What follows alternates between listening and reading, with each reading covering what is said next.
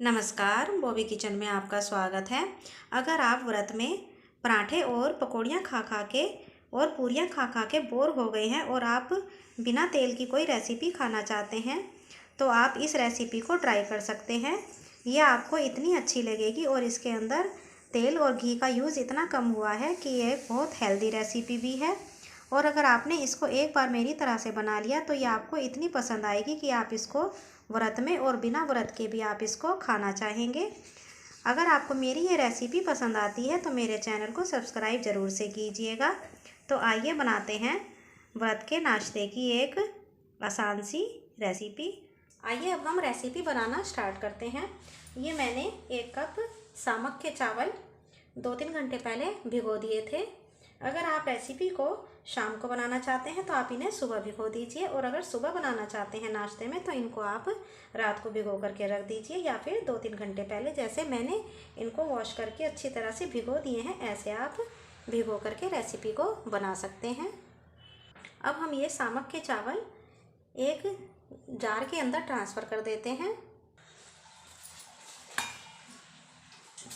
ये बिल्कुल लो oil recipe है। अगर आप व्रत में बिना ऑयल के खाना चाहते हैं तो आप इस रेसिपी को ट्राई कर सकते हैं। ये आपको पसंद भी बहुत आएगी और आप इसको बिना व्रत के भी खा सकते हैं।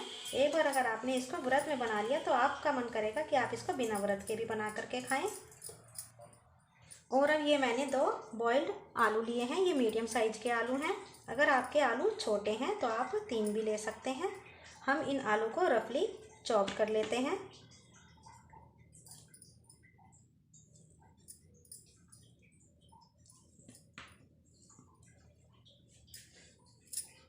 अब हम इन्हें जिस जार के अंदर हमने समा के चावल लिए हैं उसके अंदर इन्हें ट्रांसफ़र करेंगे।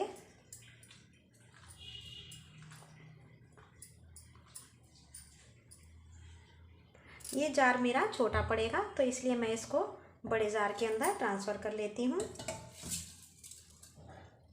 अब इसके अंदर हम ये 2 हरी मिर्च डालेंगे। हरी मिर्च को हम तोड़ करके डाल देते हैं।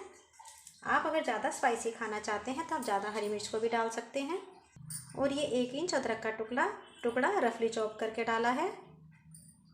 अब हम इसे खूब अच्छे से पीस लेते हैं। हमने समा के चावल और आलू का अच्छा सा बैटर बना लिया है। अब इसके अंदर हम ये आधा कप दही डालेंगे। 1 कप चावल लिए थे तो हमें आधा कप दही का लेना है। और ये 1/4 कप पानी डालेंगे। अब हमें मिक्स को दोबारा से खूब अच्छे से ग्राइंड कर लेना है, जिससे एक बिल्कुल पोरिंग कंसिस्टेंसी वाला स्मूथ सा बैटर बन के तैयार हो। दही और पानी घेर के हमने दोबारा से ग्राइंड करके एक स्मूथ पेस्ट बना लिया है। देखिए कितना स्मूथ बन करके तैयार हुआ है। अब इसे हम एक बाउल में ट्रांसफ़र कर लेते हैं।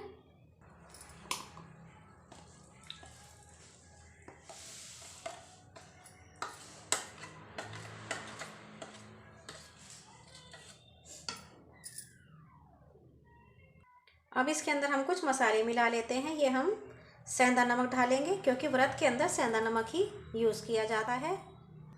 1/4 चम्मच काली मिर्च को क्रश करके डालेंगे। काली मिर्च को क्रश करके डालना चाहिए क्योंकि इसका फ्लेवर ज़्यादा अच्छा आता है। और ये आधा चम्मच कच्चा जीरा पाउडर डालेंगे। अब हम सारे मसालों को अच्छे से मिक्स कर लेते हैं। अगर आप बिना व्रत के बना रहे हैं तो आप इसके अंदर थोड़ा सा चाट मसाला डाल सकते हैं, उससे और अच्छा चटपटा टेस्ट आएगा। चिली फ्लेक्स डाल सकते हैं। और भी आप जो मसाले खाना चाहते हैं आप उसके अंदर डाल करके इसको बना करके खा सकते हैं। उस तरह से भी ये बहुत ही अच्छा बन करके तैयार होगा। तो अब हम सारे मसालों को इसके अंदर मिक्स कर लेते हैं। सारे मसाले अच्छी तरह से मिक्स हो चुके हैं। आइए अब हम गैस की तरफ चलते हैं। ये मैंने एक नॉनस्टिक पैन को गर्म कर लिया है। आप कोई मोटे तले का पैन भी ले सकते हैं। बस आपको ये ध्यान रखना है कि पैन जो है मोटे तले का होना चाहिए, जिससे कि हमारा नाश्ता अच्छी तरह से सीख सके। अब हम इस तवे को अच्छी तरह से ग्रीस कर लेते हैं। ये मैंने इसको घी से ग्रीस करा है। आप चाहे तो कोई कुकिंग ऑयल से भी ग्रीस कर सकते हैं, जो भी आप व्रत में खाते हैं। अब इसके ऊपर हम ये कुछ राई के दाने डालेंगे।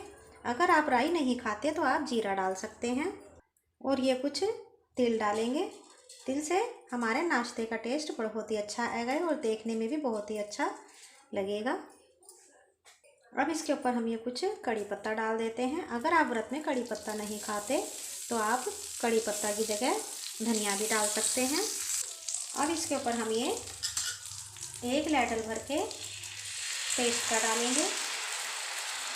ये पोरिंग कंसिस्टेंसी का है तो यह अपने आप ही फैल जाता है। आप अपने साइज के चीले या पैनकेक जो भी आप इनको कहना चाहें वह बना सकते हैं, छोटे बड़े जो भी आपको साइज पसंद है। अब हम इसको किनारों से थोड़ा सा अंदर की ओर करते हुए इसको गोल शेप दे देते हैं, जिससे ये थोड़ा सा गोल शेप का हो जाए और यह देखने में भी अच्छा लगे। अंदर की साइड आपको इसको करने में आपको कोई दिक्कत नहीं आएगी। अब हम इसको 3 से 4 मिनट के लिए ढक करके स्लो फ्लेम पर पका लेते हैं। 3-4 मिनट हो चुके हैं। आइए अब इसे हम चेक कर लेते हैं। यह ऊपर की साइड से ड्राई हो चुका है तो अब इसे हम पलट देते हैं। इसको पलटने में आपको कोई भी परेशानी नहीं आएगी। देखिए कितनी आराम से पलट के तैयार हुआ है। बस इसी तरह से हम इसको दूसरी साइड से भी 2-3 मिनट तक ढक करके पका लेते हैं। 2 मिनट हो चुके हैं। आइए अब इसे हम इस साइड से भी चेक कर लेते हैं। इसे हम दूसरी साइड से पलट देते हैं। देखिए कितना अच्छा कलर आया है। थोड़ा सा गोल्डन कलर का हम इसको दूसरी साइड से भी कर लेते हैं तो यह खाने में बहुत ही क्रिस्पी लगेगा। अगर आपने एक बार इसको मेरी तरह से बना लिया तो आपको ये इतना अच्छा लगेगा कि आप इसको हर बार व्रत में बनाकर खाना चाहेंगे और बिना व्रत के भी आप इसको बना करके खाना चाहेंगे। 1 मिनट तक मैंने इसको नीचे की साइड से और सेक लिया है। अब इसे हम उतार लेते हैं। बस इसी तरह से हम और भी व्रत वाले नाश्ते बना करके तैयार कर लेंगे। ये मैंने दूसरा नाश्ता भी बनने के लिए रख दिया है।